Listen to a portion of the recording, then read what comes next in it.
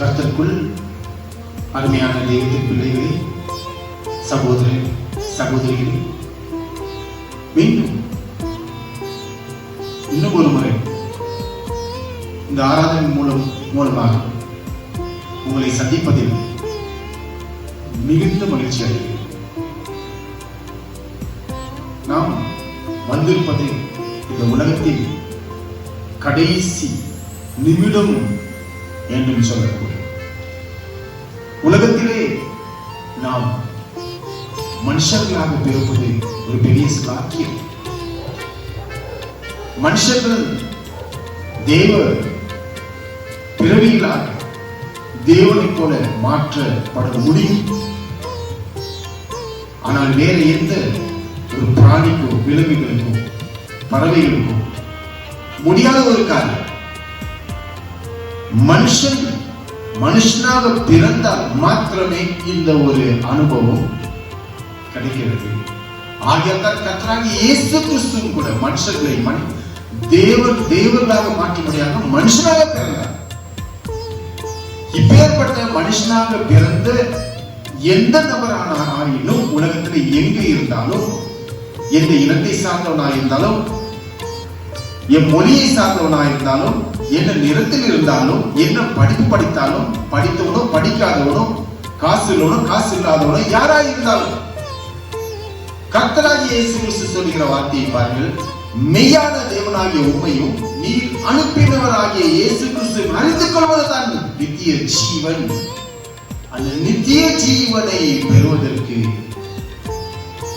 சாக்கியம் பெறுகிறவர்கள் மனிதராக இருக்க வேண்டும். நிபந்தனை ஒன்று. இப்பேற்பட்ட மனிதர்கள் எப்படி ஆகிலும் உலகத்தில் வந்த அந்த ரட்சகனை புரிந்து கொள்ள வேண்டும், அறிந்து கொள்ள வேண்டும். இந்த செய்தி உலகமெங்கிலும் பரப்பிக் கொண்டிருக்கிறது. 2000 வருஷமாக யார் வேண்டுமானாலும் ஏற்றுக்கொள்ளலாமே, தடையில்லை. அவருடைய வார்த்தையை உள்ளத்தில் ஏற்றுக்கொண்டு தன் உள்ளத்தில் என்னத்தை எப்படிதான் அவன் ஏற்றுக்கொண்டு எப்படிதான் விசுவாசித்துக் கொண்டு இருக்கிறானோ அது அவனுடைய வாயினாலே அவைகளை அறிக்கை செய்யும் போது ரட்சிப்பு உண்டாகிறது. அகலை பேர்பட்ட மனுஷர்கள் தேவர்களாக இந்த உலகத்திலே அவர்கள் காட்சி அளிக்க வேண்டும். தேவர்களை போல இந்த உலகத்தில் நடந்து கொள்ள வேண்டும். ஒருவேளை நாம் கர்த்தராகிய இயேசு கிறிஸ்து விருப்பத்தின் பிரகாரமாகவே முடிவு பரியந்தம் இந்த ரட்சிப்புக்குள்ளே நாம் நிலைத்திருந்தால் நாம் தேவர்களாகவே நாம் மரித்தாலும் இல்லை என்று சொன்னால் கர்த்தராகிய இயேசு கிறிஸ்து மத்திய ஆகாசத்தில் தோன்றினாலும் உடனே மறுரூபமாக்கப்படும் தேவர்களை போல.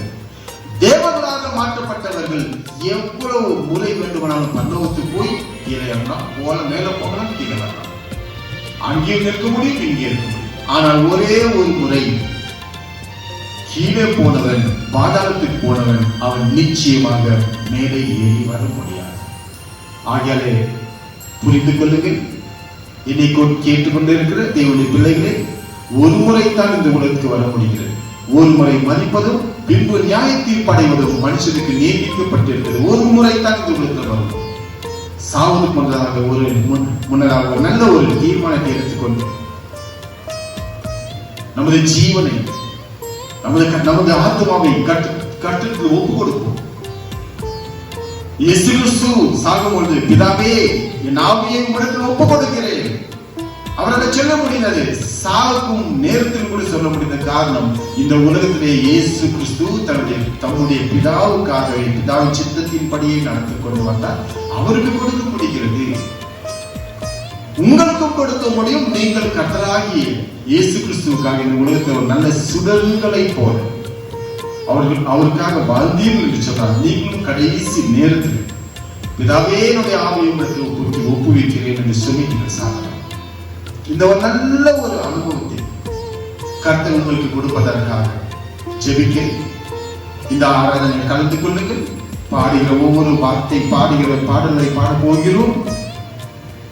வார்த்தையை கவனிங்கள். சங்கீத பாகம் வாசிக்கப்படும் பொழுது கவனமாக கேளுங்கள். செய்தியை கேளுங்கள். ஜெப குறிப்புகளுக்காக ஜெபிங்கள். கவனமாக கேளுங்கள். நிச்சயமாக இது உங்களுக்கு பெரிய ஒரு ஆசீர்வாதத்தை கொண்டு வருவது நான் ஜெபம் செய்கிறேன். எங்களை மிகவும் அதிகமாக நேசிக்கிற பரலோக பிரவாசமாக தேவாதேவனின் நன்றி நாமத்துக்கு கொடாத பரிசுத்தம் பிதாவே இயேசு நாமத்தில் விசுவாசத்தோடு ஏற்படுகிற ஒவ்வொரு ஜெபத்தையும் கேட்டுக் கொண்டிருக்கிறதுக்காக நன்றி செலுத்துகிறேன். இவைகளும் அப்பாவுடைய பிள்ளைகளாக எங்களுக்கு தப்பி கொடுத்திருக்கிற இந்த நல்ல நேரத்துக்காக ஆறாவது நேரத்துக்காக நன்றி செலுத்துகிறோம். இந்த நேரத்திற்கான உலகத்தை எங்கெல்லாம் யாரெல்லாம் தப்பி கேட்டுக்கொண்டிருக்கிறார்கள் தப்பி அப்ப ரட்சிப்பு கேட்ட விசுவாசம் அவருடைய உள்ளத்திலே தப்பி உருவாக்கி தர வேண்டும் என்று பார்க்கிறேன். தேவனை போல ஒவ்வொரு மாற்றி தருவதாக தேவனுக்காக தேவனை போல இந்த உலகத்தை ஜீவபதற்கு உதவி செய்வது பார்த்தீர்கள். ஆசீர்வதியும் ஏன் ஒவ்வொரு பாகம் ஒவ்வொரு பாகங்களையும் ஆசீர்வதித்தாங்க. சங்கீதத்தை ஆசீர்வதித்தானே, செய்தி ஆசீர்வதித்தானே, பாடலை ஆசீர்வதித்தானே, ஜெப குறிப்புகளை ஆசீர்வதி. கர்த்தரும் ரட்சகருமாக இயேசு கிறிஸ்து மூலமாய் வேண்டிக் கொள்கிறோம். ஜெபத்தை ஏற்றுக்கொள்கிறார். ஆமென். பாடப் போகிறோம். நான் நேசிக்கும் இயேசு நேற்றும் இன்றும் என்றும் ஜீவிக்கிறார், மாறாதவராய் இருக்கிறார் என்று சொல்லப்படுகிற பாடலை பாடுகிறோம். என்னோடு கூட சேர்ந்து பாடுகிறோம்.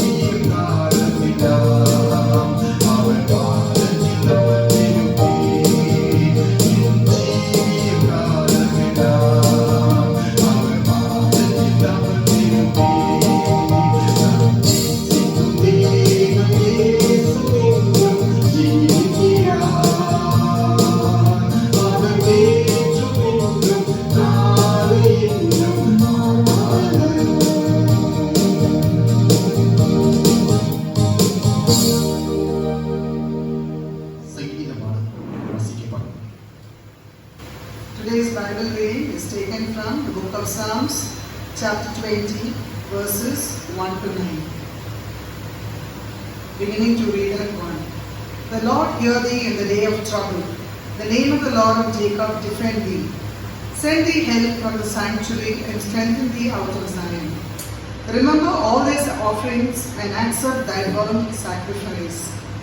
Grant thee according to thine own heart and fulfill all thy counsel. We will rejoice in thy salvation, and in the name of our God we will set up our banners. The Lord fulfill all their petitions.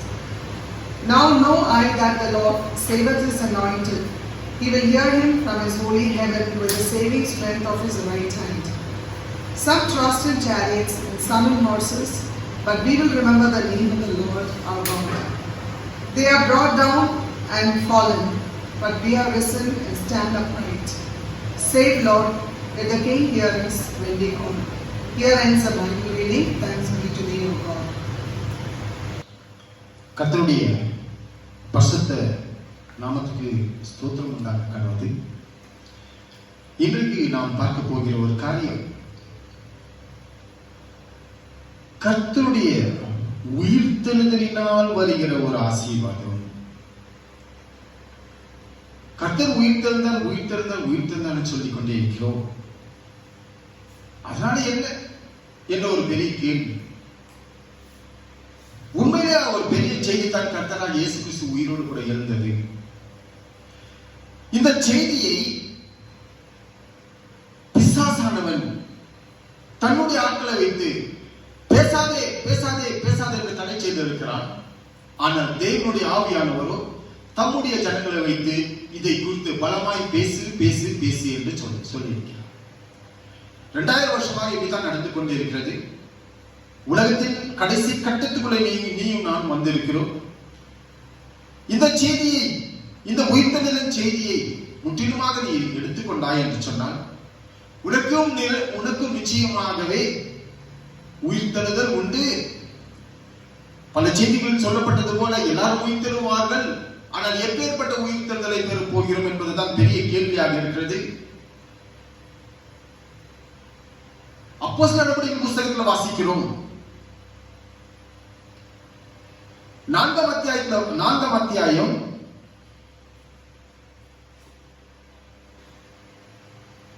33 சொல்கிறது, கர்த்தராகிய இயேசுவின் உயிர்த்தெழுதலை குறித்து அப்போஸ்தலர்கள் மிகுந்த பலமாய் சாட்சி கொடுத்தார்கள். அவர்கள் எல்லார் மேலும் பூரண கிருபை உண்டாயிருந்தது. அந்த பூரண கிருபையை தான் நீங்களும் நானும் பெற வேண்டும். கிருபை பெறுவது ஒன்று என்று சொன்னால் எப்பேற்பட்ட ஒரு பாவியையும் மன்னித்து விடுவது அவருடைய கிருபை.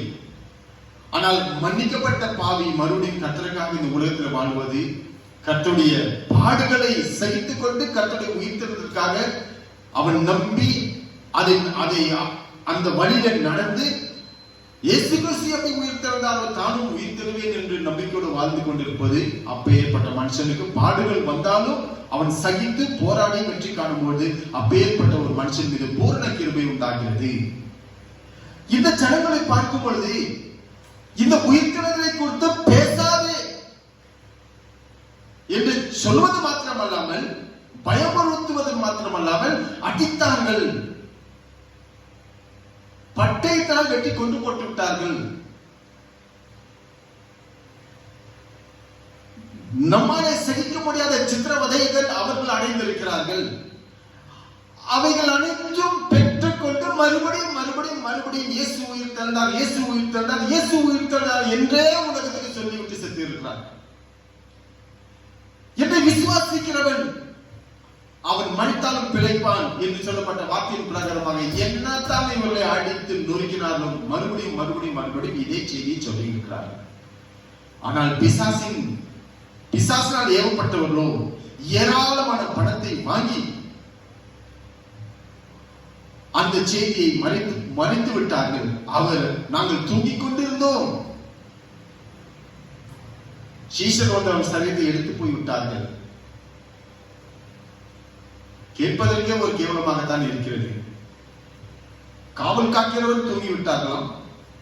சாதாரண ஜனங்கள் இவர்களை காட்டிலும் மிஞ்சின பலசாலிகள் போல இருக்குது, வந்து இவங்களெல்லாம் அடித்து கண்ணை புரட்டி எடுத்துக்கொண்டு போய்விட்டார்கள் சொல்வது ஒரு வேடிக்கையாக தான் தோன்றுகிறது, தமாஷாவும் தான் இருக்கிறது.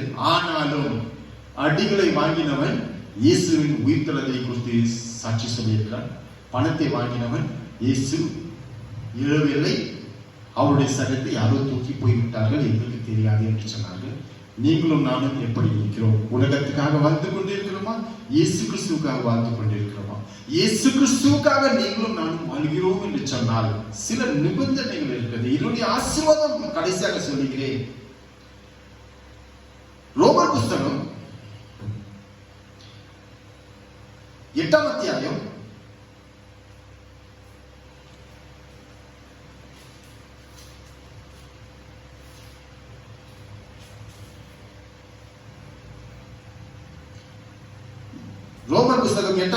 17 நாம் பிள்ளைகளானால் சுதந்திரருமாமே, தேவனுடைய சுதந்திரரும் கிறிஸ்துவுக்கு உடன் சுதந்திரருமாமே, கிறிஸ்துவுடனே கூட நாம் மகிமைப்படும்படிக்கு அவருடனே கூட பாடுபட்டால் அப்படி ஆகும்.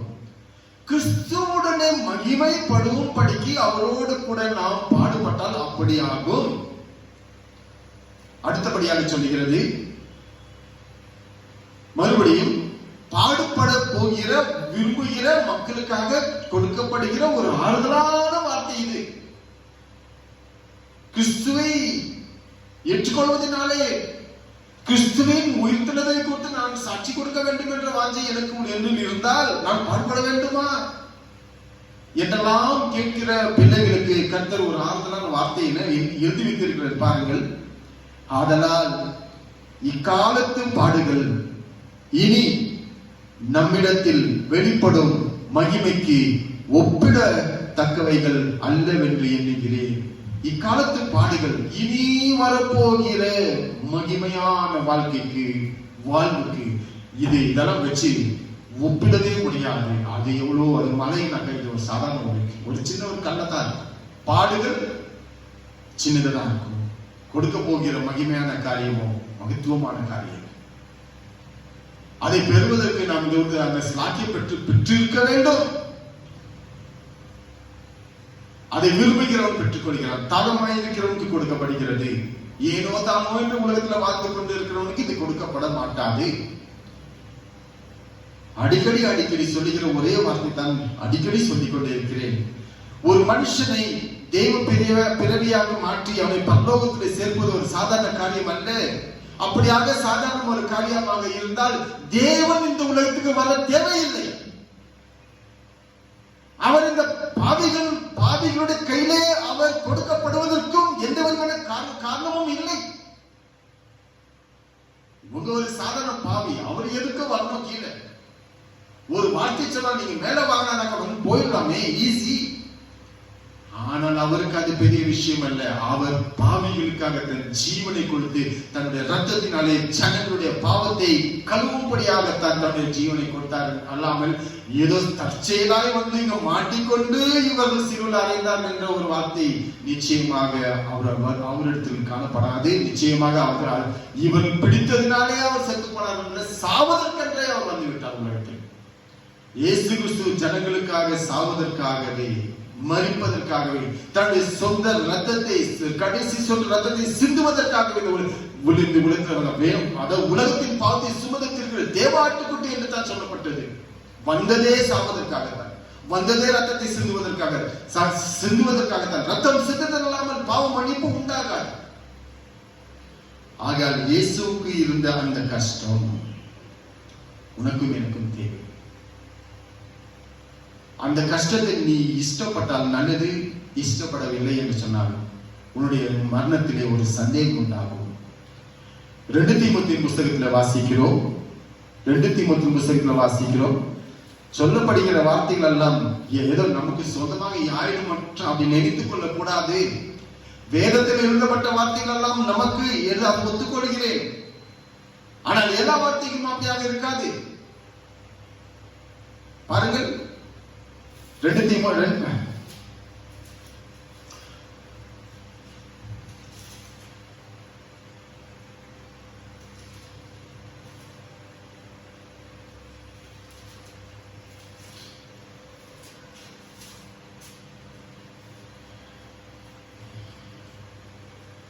2 தீமோத்தேயு 2ஆம் அத்தியாயம் 11வது வசனம். இந்த வார்த்தை உண்மை உள்ளது, இந்த வார்த்தை உண்மை உள்ளது. கர்த்தருடைய எல்லா வசனமும் ஆமென்றும் ஆமென் என்றும் இருக்கிறது, இவைகளில் விபரீதமே இல்லை என்று சொல்லும்போது இந்த இடத்துல மற்றும் இந்த வார்த்தை உண்மை உள்ளது என்று சொன்னால் அங்கே நமது கவனத்தை செலுத்த வேண்டும் என்று தான் அவர் விரும்புகிறார். பரிசுத்த ஆவியானவர் விரும்புகிற ஒரு காரியம், உன்னுடைய கவனத்தை அங்கே செலுத்து. கர்த்தருடைய வார்த்தையெல்லாம் ஆமென்றும் ஆமென் என்றும் இருக்கிறது. வானமும் பூமியும் இது கூட ஒன்றுமே இல்லை, வானமும் பூமி ஒழிந்து போகும், என் வார்த்தைகள் ஒரு உறுப்பும் கூட தவறி போகாது என்று சொல்லும் பொழுது மறுபடியும் இந்த இடத்துல இந்த வார்த்தை உண்மை உள்ளது என்று சொல்லுகிறார் என்று சொன்னால் உன்னுடைய கவனம் அங்கே போக வேண்டும். இந்த வார்த்தை உண்மை உள்ளது. என்னவெனில் நாம் அவரோடு கூட மரித்தோமானால் அவரோடு கூட பிழைத்தும் இருப்போம். எப்படி அவரோடு கூட மரிக்க முடியும்? எப்படி பிழைத்திருப்போம்? இந்த உலகத்திலே அவருக்காக ஒரு மரித்த ஒரு ஜீவிதம். பவுல் அப்போஸ்தலன் சொல்லுகிறது பாருங்கள், சிலுவையிலே அறையப்பட்டு இனி நான் அல்ல, கிறிஸ்துவே என்னில் ஜீவிக்கிறார். சிலுவையில் அறியப்பட்டேன், நான் அறைந்தாயிற்று. ஆனாலும் நான் இப்பொழுது உங்கள் மத்தியில் நடந்து கொண்டிருக்கிற ஒரு ஜீவிதம் என்னவென்று சொன்னால் அது அவருக்காக வாழ்ந்து கொண்டிருக்கிற என்னுடைய ஜீவன் அல்ல. என்னுடைய கோபம், என்னுடைய வைராக்கியம், என்னுடைய கசப்பு, என்னுடைய பொறாமை, மற்றவர்களை இகழ்ச்சியாக சொல்லிக் கொண்டிருக்கிற காரியங்கள், மற்றவர்களை ஏளனப்படுத்திய காரியங்கள், மற்றவர்களுக்கு துன்பப்படுத்திய காரியங்கள், மற்றவர்களுக்கு வேதனைப்படுகிற எந்த காரியம் ஆகிலும் எல்லாவற்றையும் இனி நான் செய்வதற்கு எனக்கு ஜீவன் இல்லை. என் ஜீவனை நான் ஒப்பு கொடுத்தாயிற்று, சிலுவையில நான் அறைந்தாயிற்று. இனி ஒரு புது மனுஷன் கர்த்தருக்காக வாழ்ந்து கொண்டு இருக்கிறேன். அவரிடத்தில் அன்பு இருக்கிறார், என்னிடத்தில் அன்பு இருக்கிறேன். இந்த ஒரு காரியம் இது ரொம்ப முக்கியம். அவரோடு கூட மரித்தோமானால் அவரோடு கூட பிழைத்திருப்போம். மரித்து போய்விட்டோம், இனி உலகத்துக்காக நாம் வாழ்ந்து கொண்டிருப்போம். இனி உலகத்துக்காக நாம் வாழ்கிறதே இல்லை. நாம் வாழுவது கிறிஸ்துவுக்காக இந்த உலகத்தில் வாழ்ந்து கொண்டே இருக்கிறோம். அதான் ரொம்ப சிம்பிளா வசனங்கள்லாம் சொல்லுகிறது, போதும் என்கிற மனதோடனே கூடிய தெய்வ பக்தியே மிகுந்த ஆதாயம். அப்படிதான் போய்கொண்டிருக்க வேண்டும். உலகத்துல வாழ்ந்து கொண்டிருப்பதை அதை 1 லட்சத்தை காட்டி எப்படி 10 லட்சம் செய்யலாம், 10 லட்சத்தை எப்படி 1 கோடியா பண்ணலாம், 1 கோடி எப்படி 10 கோடியா பண்ணலாம், இதுதான் யோசித்து உலகத்துக்காகவே வாழ்ந்து கொண்டு இருக்கிறார்கள். பரலோகத்துக்காக வாழ்கிறவன் போதும் என்கிற மனதுடனே கூட ஒரு தேவ பக்தியை வைத்துக் கொண்டிருக்கிறான். அதுவே நல்லது என்று கருத்து சொல்லிக் கொண்டிருக்கிறார். அப்படி செய்கிறவர்கள் தான் தேவனை உண்மை மனதோடைய புத்தியுள்ள ஆராதனை செய்து கொண்டிருக்கிறார்கள் என்று சொல்லி ரோமர் புஸ்தகத்திலே நாம் வாசித்துக் கொண்டிருக்கிறோம். ரோமர்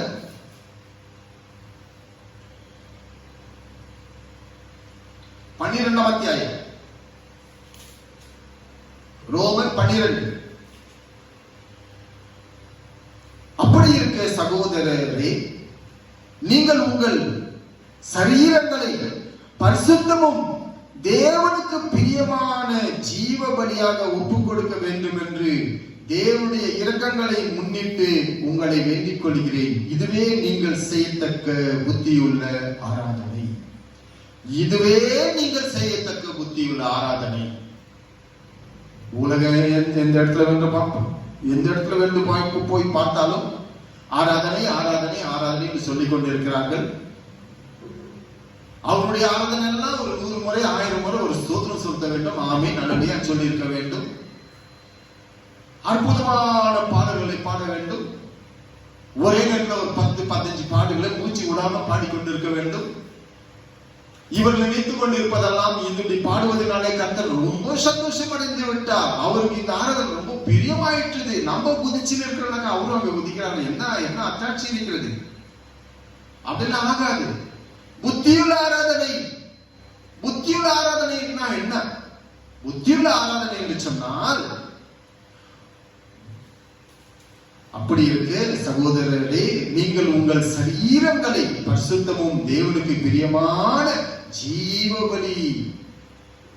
பவுல் அப்போஸ்தலன் சொல்கிறார் பாருங்கள், சிலுவையிலே நான் அறையப்பட்டேன், இனி ஜீவிப்பது நான் அல்ல, ஜீவபலியாக கொடுத்தாச்சு. நீ கொடுத்தாயா? நீ கொடுத்தாயா? ஜீவ ஒரு ஒரு ஒரு பிராணி மரித்தது என்று சொன்னால், ஒரு ஆடு மரித்தது சொன்னால் அதுல எந்த விதமான மாறுதல், ஒரு ஷேக் அங்க இருக்காது. மரித்து விட்டது. நீ எவ்வளவுதான் வெட்டினாலும் அதுக்கு அது மரித்து போன ஒரு ஒரு ஆடை அதுக்கு ஜீவன் என்று இல்லாமல் இருப்பதனாலே ஒரு அசைவு இருக்காது. நாம் நம்மை அப்படியாக ஜீவபலியாக கொடுத்தீர்கள் சொல்லி யாராகிலும் நம்மை பார்த்து ஏதாகிலும் சொன்னால் கோபம் அப்படியே பயங்கரமாக அப்படியே தலையெடுத்து வந்து விடுகிறது. பாம்பை போல கண்ட்ரோல் இருக்காத. பொல்லாப்பு செய்ய ஏதுவான எரிச்சல் உனக்கு வேண்டாம். உன்னுடைய சத்ருவனாலும் மன்னித்து விடு. ஆனால் சத்ருவுக்கு துரோகம் பண்ண வேண்டும் என்ற வாஞ்சி உன் கையில கிடைத்தது என்று சொன்ன, அவன் கிடைத்தால் வெட்டி போட்டு விடுவேன் என்று சொன்னாலும் அவன் கிடைக்கும் பொழுது அவனை விட்டு விடுவது தான் நல்லது. அதுதான் பொல்லாப்பு செய்ய ஏதுவான எரிச்சல் உனக்கு வேண்டாம். கோபம் கொண்டாலும் பாவம் செய்யாதீர்கள். தாவீதை பாருங்கள், தன்னுடைய சத்ரு அவன் சொல்லுகிறான், மரணத்துக்கும் எனக்கும் ஒரு அடி மாத்திரம் தான் இருக்கிறது. தாவீது சொல்லுகிறான், மரணத்துக்கும் எனக்கு ஒரு அடி. எனக்கு அவனுடைய சத்ரு அவ்வளவு தூரத்துல எல்லா இடத்திலும் அவனை சூழ்ந்து படையெடுத்து வருகிறான், பாளையம் எழுதுகிறான், வெட்டி போட, துண்டித்து போட எந்நேரம் பகை தேடிக்கொண்டே இருக்கிறான், சிங்கத்தை போல, சாத்தானை போல. ஆனால் அதே சவுலை, அதே சத்ரு அவனுடைய கையில கிடைக்கும் பொழுது அவன் மன்னிக்கிறான். நீ பொல்லாப்பு செய்ய ஏதுவான எரிச்சல் தாவீதுக்கு இல்லை. தாவீதுக்கு அப்படி என்று சொன்னால் உனக்கும் எனக்கும் அப்படித்தான் இருக்கும். அதுதான் இப்படி எவர்கள் தங்களுடைய சரீரங்களை தேவனுக்கு ஜீவ பலியாக ஒப்பு கொடுத்திருக்கிறார்களோ அவர்களால் மாத்திரம் தான் இப்படி செய்ய முடிகிறது.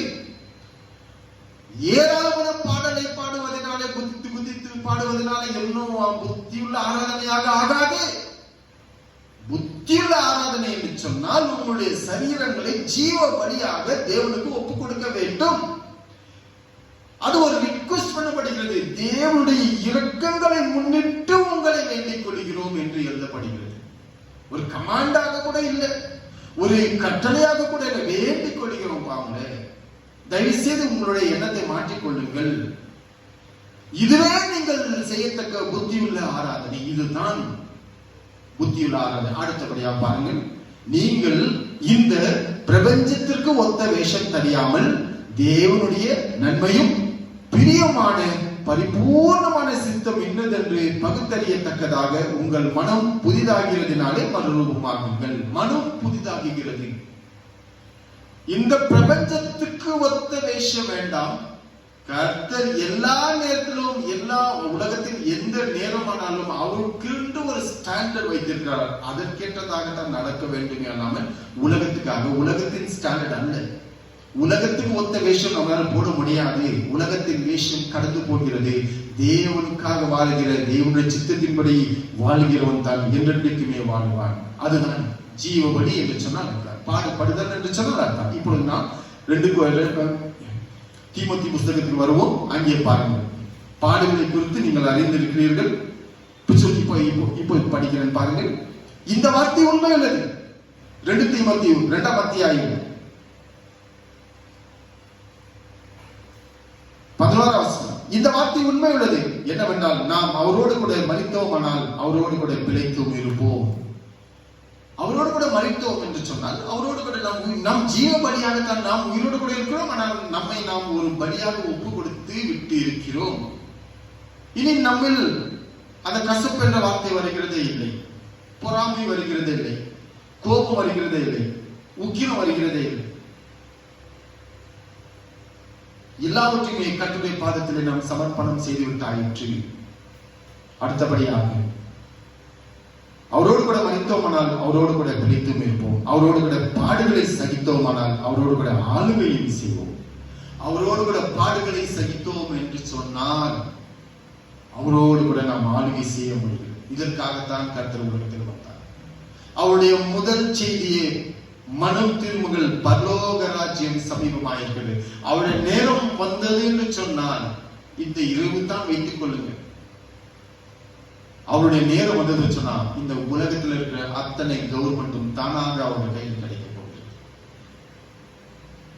அவர் உலகத்தின் ஆட்சியை பிடிக்கும் பொழுது நீயும் நானும் அவரோடு கூட ஆட்சி செய்வோம். அப்படி செய்ய வேண்டும் என்ற வாஞ்சை உங்களுக்கு இருந்தால் செய்வது தானே. அவருடைய மரணத்திலே பூர்ணமான நம்பிக்கையை, அவருடைய உயிர்த்தெழுதலே பூர்ணமான நம்பிக்கையை, அடித்தாலும் அதையே பிரசங்கம் பண்ணு, அடி வாங்கி பிரசங்கம் பண்ணு, கஷ்டம் இருந்தாலும் பிரசங்கம் பண்ணு, பாடுகளை சகி. இதுதான் புத்தியுள்ள ஆராதனை, இதுதான் கர்த்தர் விரும்புகிற ஒரு காரியம். இப்படி ஒருவேளை நாம் மரித்தோம் என்று சொன்னால் சங்கீத புஸ்தகத்தில் எழுதப்பட்ட வார்த்தையின் பிரகாரம் இதுதான் நிறைவேற போகிறது. இது பெரிய ஒரு ஆசீர்வாதம். நாம் மரித்து விடுகிறோம். இன்றைக்கு மரித்தோம் என்று வைத்துக் கொள்ளுங்கள். மரித்தோம், நம்மை அடக்கம் பண்ணிவிட்டார்கள். ஆனால் என்ன நடக்கிறது சொன்னால் சங்கீத புஸ்தகம்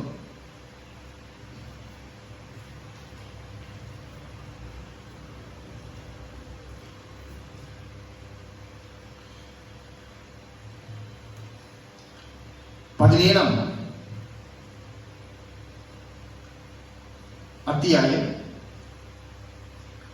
15வது வசனம், கடைசி வசனம். நானோ நீதியில் உம்முடைய முகத்தை தரிசிப்பேன், நான் விழிக்கும் போது உமது சாயலால் திருப்தியாவேன். அதாவது நாம சாதாரணமாக மறித்து விடுகிறோம்.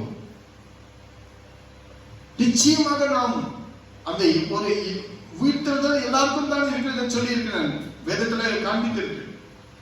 அப்பொழுது எவர் அதாவது மரித்தவர்கள் விடுத்துக் கொள்வார்கள், நன்மை செய்தவர்கள் ஜீவனை அடையும்படி புறப்பட்டு போவார்கள், தீமை செய்தவர்கள் பாடுகளை செய்ய அடையும்படி, வேதனைகளை அடையும்படி அவர்கள் புறப்பட்டு போவார்கள். அதுதான் விழித்து. நான் விழிக்கும் போது இப்படியாக ஒருவன் விழித்துக் கொள்ளும் போது அவன் தேவனுடைய சாயலாக விழித்துக் கொள்கிறான். வேறு ஒருவன் விழித்துக் கொள்ளும் போது பிசாசியை போல மாற்றப்படுகிறான். தேவனை போல காட்சி அளிக்கிறவன் பரலோகத்துக்கு போவான், பிசாசை போல காட்சி அளிக்கிறவன் நரகத்துக்கு போய் விடுகிறான். ஆகையால் உங்களுக்கு ஏற்பட்ட உயிர்த்தெழுதல் உங்களுக்கு தேவை இருக்கிறதோ, நீங்கள் சாவதுக்கு முன்னதாகவே நீங்கள் அதை தேர்ந்தெடுத்துக் கொள்ள வேண்டும். இது ரொம்ப முக்கியம். இப்ப சொல்லிக்கொண்டே இருக்கிறோம். இந்த இடத்தை விட்டு நீங்கள் வெளியே போனா உடனடியாக இந்த வசனத்தை எல்லாம் நம்ம மறந்து விடுகிறோம். உலக கவலை தான் முன்னதாக வருகிறது. காரணம்னாக்க பிசாசானவன், சாத்தானவன் விதைக்கப்பட்ட ஒவ்வொரு வசனத்தையும் அவருடைய உள்ளத்திலிருந்து எடுக்கப்பட்டு விடுகிறான், பலன் தராதபடி. ஆகையால பிசாசை துரத்துங்கள், அவன் உங்களை விட்டு ஓடி போவான் என்று வேதம் சொல்லிக் கொண்டிருக்கிறது. ரொம்ப முக்கியமான ஒரு காரியம் இவைகள். செய்யுங்கள், கர்த்தருக்காக செய்யுங்கள். ஆரம்பத்தில் பார்க்கும்போது ஏதேன் தோட்டத்திலே ஒரு கனியை சாப்பிடக்கூடாது என்று சொல்லப்பட்டுக் கொண்டிருக்கிற வேளையிலே பிசாசன் எப்படி வஞ்சிக்கிறான் பாருங்கள். இந்த கனியை சாப்பிடக்கூடாது என்று சொல்லப்பட்டு இருக்கிறதா? இதை சாப்பிட்டால் நாங்கள் மரித்து போவோம். இல்லை, மரிக்க மாட்டோம். இதை சாப்பிட்டால் நீங்கள் தேவர்களை போல் ஆவீர்கள் என்று தேவன் அறிந்திருக்கிறார். ஆகியாலே ஒரு சாதாரண ஒரு கனியை சாப்பிடுவதால யாரும் தேவர்களாக மாற்றப்பட மாட்டார்கள். தேவனை போல ஆவதற்கு உனக்கு இஷ்டம் இருக்கிறதா? தேவனை ஏற்றுக்கொள். உலகத்தை எந்த கனி சாப்பிட்டாலும் நீ தேவனாக மாற்றப்பட முடியாது. தேவனை ஏற்றுக்கொள். யோவான் சுவிசேஷ புத்தகம் 1:12 சொல்லுகிறது, அவரை ஏற்றுக்கொண்டவர்களுக்கு தேவன் எத்தனை பேர் ஏற்றுக்கொண்டார்கள் அத்தனை பேர்களுக்கும் தேவனுடைய புத்திரர்கள் ஆகும்படி அதிகாரம் கொடுத்தார். அவருடைய வித்து அவர்களில் இருக்கிறது. அவர்கள் பாவமே செய்ய மாட்டார்கள், அவர்கள் நீதிக்குரிய பிள்ளைகள். இதுதான் தேவை. இப்பேற்பட்டவர்கள் தேவனுடைய சத்தத்தையே கேட்டுக்கொண்டிருப்பார்கள்.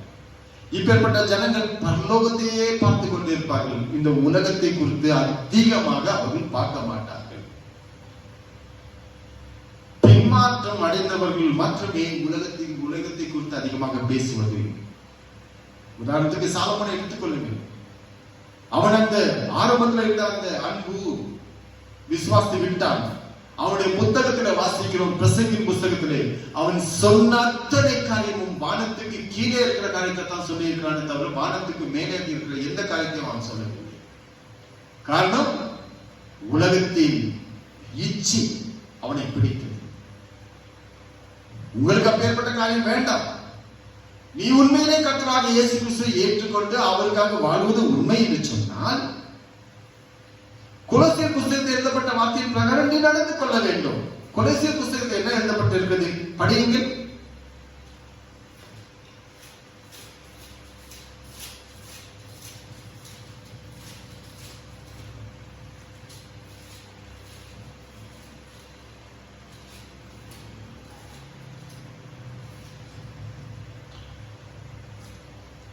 கொலோசியர் 3 அத்தியாயம் 1, 2, 3. கொலோசியர் 3, 1, 2, 3. நீங்கள் கிறிஸ்துவுடனே கூட எழுந்ததுண்டானால் கிறிஸ்து தேவனுடைய வலது பாசத்தில் வீற்றிருக்கும் இடத்தில் உள்ள மேலானவைகளையே தேடுங்கள். உலகத்தை அல்ல, உலகத்தின் காரியங்களுக்கும் அல்ல, கிறிஸ்து தேவனுடைய வலது பாசத்தில் வீற்றிருக்கும் இடத்தில் உள்ள மேலானவைகளை தேடுங்கள். பூமியில் உள்ளவைகளை அல்ல, மேலானவைகளை தேடுங்கள். ஏனென்றால் நீங்கள் மரித்தீர்கள், உங்கள் ஜீவன் கிறிஸ்துவுடனே தேவனுக்குள் மறைந்திருக்கிறது. நம்முடைய ஜீவனாகிய கிறிஸ்து வெளிப்படும் போது நீங்களும் அவரோடு கூட மகிமையிலே வெளிப்படுவீர்கள். அவர் வெளிப்படும் போது நீங்களும் மகிமையிலே வெளிப்படுவீர்கள். உங்களுடைய ஜீவனாகிய மேலேயே பாருங்கள். எனக்கு ஒத்தாசை வரும் பர்வதங்களுக்கு நேராய் என் கண்களை ஏறெடுக்கிறேன். வானத்தையும் பூமியை உண்டாக்கின கர்த்தரிடத்திலிருந்து எனக்கு ஒத்தாசை வருகிறது. அப்போஸ்தலனாகிய யோவான் ஒரு வசனத்தை எழுதி வைத்திருக்கிறான், கடைசியாக படிக்கிறேன். நீங்களும் உங்களுக்கு கிடைக்கிற நேரமெல்லாம் இதை நீங்கள் தியானியுங்கள். ரொம்ப முக்கியமான ஒரு வார்த்தை இது.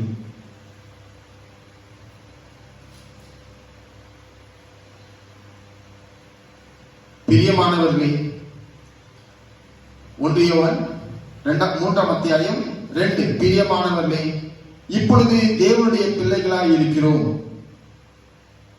இனி எவ்விதமாய் இருப்போம் என்று இன்னும் வெளிப்படவில்லை. ஆகிலும் அவர் வெளிப்படும் போது அவர் இருக்கிற வண்ணமாகவே நாம் அவரை தரிசிப்பதனால் அவருக்கு ஒப்பாயிருப்போம் என்று அறிந்திருக்கிறோம். அவர் வெளிப்படும் பொழுது அவர் எப்படி இருக்கிறாரோ, அவர் வெளிப்படுகிறார் சொன்னால் அவர் தேவனை போலத்தான் இருப்பார்.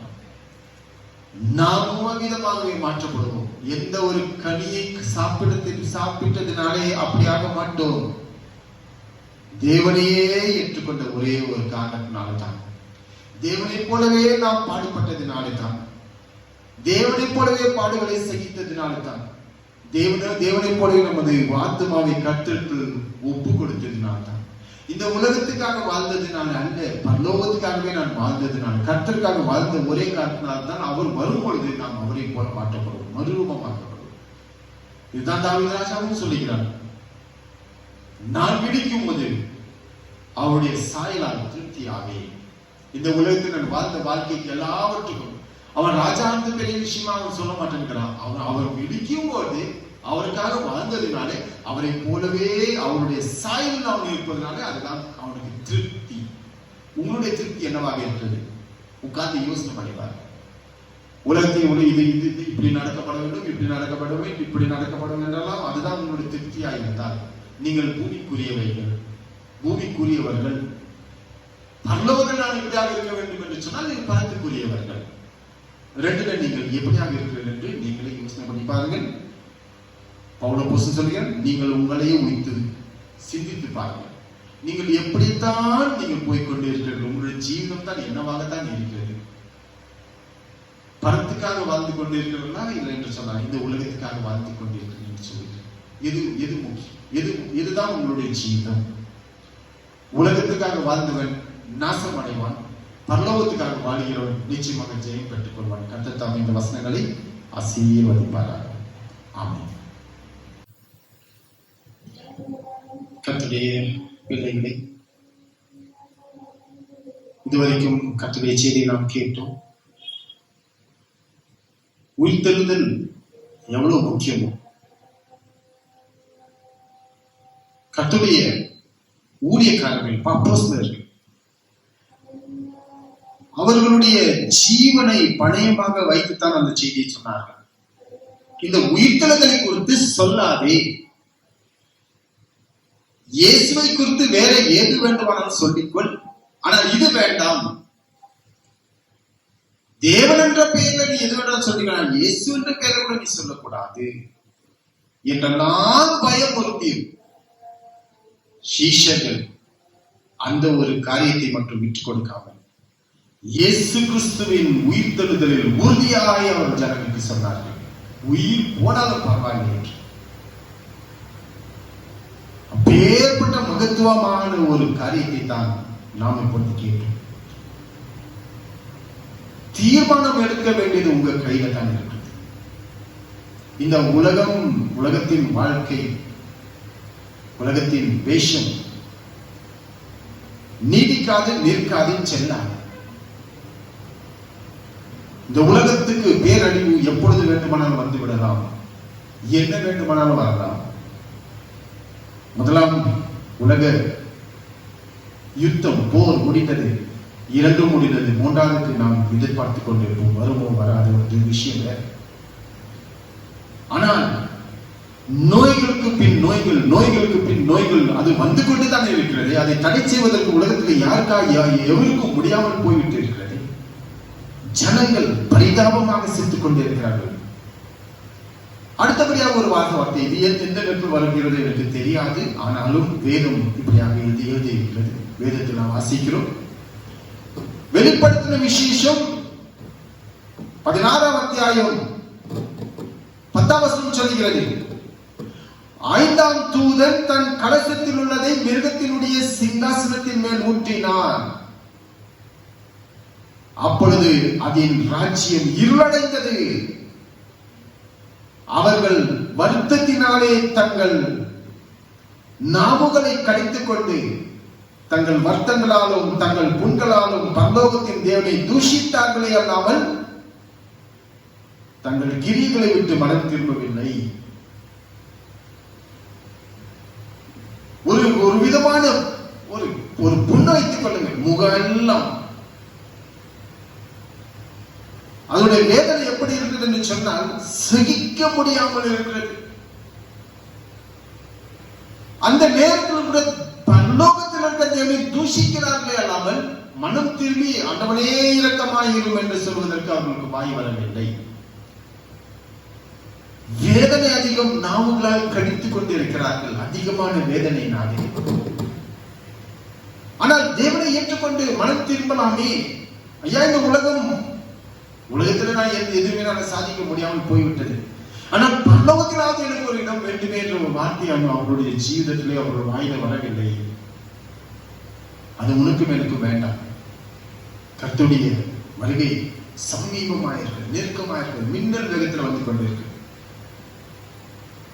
ஆரம்பத்தில் சொன்னது போல ஒரு முறை தான் இந்த உலகத்தில் வர முடிகிறது. ஒரு முறை பிறப்பதும் ஒரு முறை மரிப்பதும் பிறகு கர்த்தருடைய சிங்காசனத்துக்கு முன்பதாக, கிறிஸ்துவின் சிங்காசனத்திற்கு முன்பதாக, நியாயத்திற்கு சிங்காசனத்துக்கு முன்பதாக நிற்பது மனுஷனுக்கு நியமிக்கப்பட்டிருக்கிறது. யாராலையும் மாற்ற முடியாது. ஆகையால் அந்த இடத்துல நாம் ஏன் போய் நிற்க வேண்டும்? அவரோடு கூட சிம்மாசனத்தில் உட்காரலாமே. அவருக்கு முன்னதாக குற்றவாளிகளாக நிற்பதை காட்டிலும் அவரோடு கூட சிங்காசனத்திலே அவருடைய சிம்மாசனத்தை உட்கார்வதுதானே மேன்மையான காரியம். அதுதானே கிறிஸ்துவாகிய இயேசு கிறிஸ்து நம்மை குறித்து விருப்பம் கொண்டு இருக்கிற காரியம். அதுதானே ஏன் செய்யக்கூடாது? செய்யுங்கள். உலகத்தின் வேஷம் கடந்து போய் கொண்டே இருக்கிறது. உலகத்துக்கு பேராபத்து வந்து கொண்டே இருக்கிறது. அதுக்கு முன்னதாக தேவன் தம்முடைய சபையை ஆயத்தப்படுத்தி எடுக்க போகிறார். அந்த சபைக்குள்ளே நீயும் ஒரு அங்கத்தினராக நிச்சயமாக இருக்க வேண்டும். கர்த்தர் உங்கள் அனைவரையும் ஆசீர்வதிப்பார். இந்த ஒரு பாடலை பாடப் போகிறோம். என்னோடு சேர்ந்தால் பாடுங்கள். பாடின பிறகு நாம் ஜெபத்துக்கு கடந்து போக போகிறோம். ஜீவன் தரும் நீரூற்றி விரைந்து சுரந்து வா, கண்மலையின் தண்ணீரே என் தாகம் தீர்க்கவா என்று சொல்லப்படுகிற இந்த பாடலை பாடுவோம்.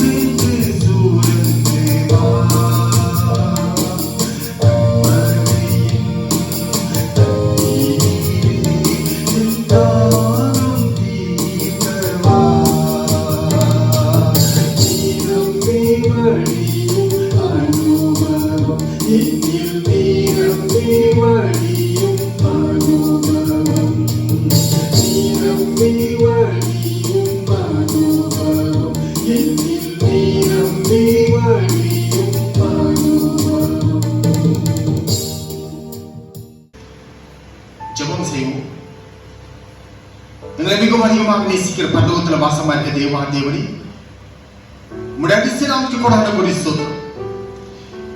இவேளையில் தம்மை எங்கெல்லாம் பிள்ளைகள் தம்மை அப்பா இந்த காணொளி தம்மை பார்த்து கொண்டிருக்கிறார்கள் தம்மை அவருடைய இருதயத்தில் விசுவாசத்தை தம்மை புதுப்பித்து தர வேண்டும் என்று பிரார்த்திக்கிறேன். விசுவாசமே இல்லாதவர்களுக்கு விசுவாசத்தை கொடுத்துள்ளோம்.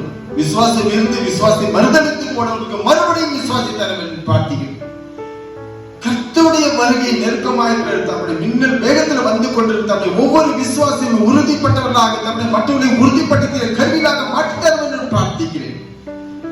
நோய்வாய்ப்பட்டு கிடக்கிற மக்களுக்காக தம்மை ஜெபிக்கிறேன். விடுதலை தந்தரும் தம்மை ஒரு விசையுடைய பிள்ளைகளை தொட வேண்டும் என்று பிரார்த்திக்கின்றன. வேதத்தை அப்பா இந்த உலகத்தில் நீர் இருக்கும்போது தம்மை ஒரே ஒரு விசை தொடுபடி கேட்டுக்கொண்டார்கள். தொட்ட அனைவரும் தன்னை சொந்தமானார்கள் என்று வேதம் சொல்லிக் கொண்டிருக்கிறார். இவ்வேளையிலும் தன்னுடைய பிள்ளைகளை தன்னை விடுதலையாக்கி தன்னை நோயிலிருந்து தன்னை பாவத்திலிருந்து விடுதலையாக்கி தெய்வத்தின் பிள்ளைகளாக மாற்றப்பட்டு தன்னை பரலோகத்துக்கு ஏற்றவர்களாக மாற்றி தகவல் பார்த்தீர்கள். இந்த உலகத்தை விட்டு அவர் பிரிந்தாலும் பரலோகத்துக்கு வர வேண்டும். நீர் வந்தாலும் தன்னை மத்திய ஆகாசத்தில் அவரை சந்திக்க வேண்டும் என்று கேட்டுக்கொள்ள ஒவ்வொருவரையும் தன்னை அதற்காக நியமித்து தர வேண்டும் பார்த்தீர்கள். அவர்களோடு பேச வேண்டும் என்று பார்த்தீர்கள். அவருடைய ஆசீர்வதிக்க வேண்டும் என்று பார்த்தீர்கள். உலகத்தில் தன்னை அவருடைய கஷ்டங்கள் எதுவாக இருந்தாலும் தன்னை கூட இருந்து விடுதலையாக்கி தர வேண்டும் பார்த்தீர்கள். நோய்வாய்ப்பட்ட மக்களுக்காகவும் சமாதானம் இல்லாத பிள்ளைகளுக்காகவும் பசியினால வாடி போயிருக்கிற பிள்ளைகளுக்காக இரக்கம் காண்பிக்க வேண்டும் பார்த்தீர்கள். ஏராளமான பிள்ளைகள் முள்ளுகளின் பக்கத்தில் தம்மை அவர்கள் இருந்து கொண்டிருக்கிற எல்லா நேரங்களும் அவர்களை குத்தி கொண்டிருக்கிற முள்ளுகளிலிருந்து பிள்ளைகளை விடுதலையாக்க வேண்டும் என்று பார்த்தீர்கள். தேவரே தம்முடைய பிள்ளைகள் மீது கருணை காட்ட வேண்டும் என்று பார்த்தீர்கள். இரக்கம் காண்பிக்க வேண்டும் என்று பார்த்தீர்கள். ஒவ்வொருவரும் ஆசீர்வதிக்க வேண்டும் என்று பார்த்தீர்கள். எல்லாத்தையும் கர்த்தரும் ரட்சகரும் இயேசு கிறிஸ்துவின் மூலமாய் வேண்டிக் கொள்கிறோம். ஜெபத்தை ஏற்றுக்கொள்ளும் பிதாவே, ஆமென். என் ஆத்துமாவே கர்த்தரை ஸ்தோத்திரி, என் முழு உள்ளமே அவர் பரிசுத்த நாமத்தை ஸ்தோத்திரி. என் ஆத்துமாவே கர்த்தரை ஸ்தோத்திரி, கர்த்தர் செய்த சகல உபகாரங்களையும் மறவாதே. ஆமென். நம்முடைய பிதாவாகிய தேவனுடைய அன்பும் கர்த்தராகிய இயேசு கிறிஸ்துவின் கிருபையும் பரிசுத்த ஆவியின் அந்யோன்ய ஐக்கியமும் நம் அனைவரோடும் விசேஷமாக கிறிஸ்துவின் வருகை கொண்டும் நம்மோடு கூட இருப்பதாக. ஆமென், ஆமென், ஆமென். அனைவரும் வாழ்த்துகிறேன். கர்த்தர் அனைவரும் அளவில்லாமல் ஆசீர்வதிப்பாராக.